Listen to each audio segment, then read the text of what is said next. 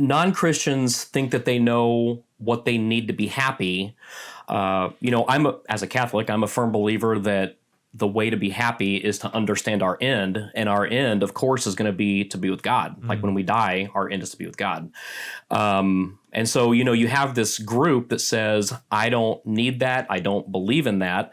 And so I know what's going to make me happy. But the problem is we have this whole sector of people walking around and they're just miserable. Yeah. They might say that they're happy, but I'm not buying it. Not for 1 second. And, I think that we have to redirect to the end goal of what humanity even is about. And, like I said, happiness, according to Thomas Aquinas, has to do with being directed towards our proper end, which is God.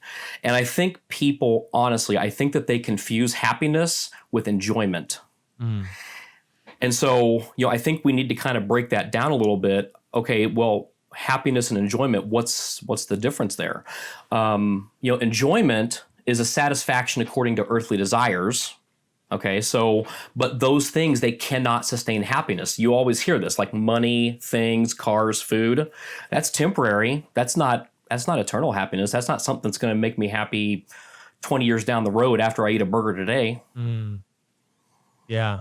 It's almost this attachment to earthly things, right? Or earthly desires. We become a slave to our impulses. In a way. A bit. And it seems still that that's attractive to some people, or maybe it's just something that's promulgated by obviously society and culture. It's like you got to have keeping up with the Joneses mentality, right? You got to have this, you got to have the fast car, you got to have the big house, you got to have the smoking hot wife, right? It's like, yeah, and you're always pushing and grabbing and grasping at something that you think is ultimately going to fulfill this emptiness. And I'm just, from your perspective, like, why is that never successful for people? This might not be precise language, but I think part of it could be just it develops into this addiction. We know that food addiction's a real thing. Like, that's a real thing. And so, you eat that, whatever, you eat that hamburger, right? And, wow, man, I feel really good. And then 5 minutes later, yeah. Do you still feel good because you ate that hamburger?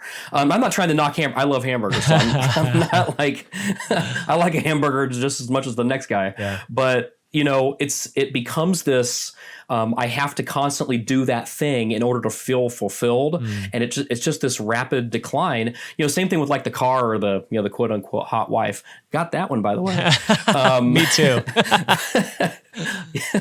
We're lucky guys.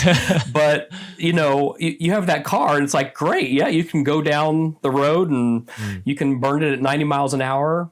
But great. Good for you. Yeah. That's fun. That's a rush. But like in the end, what's that car serving? Really what it serves is to get you from your house to your work, get you from your work to a doctor's appointment.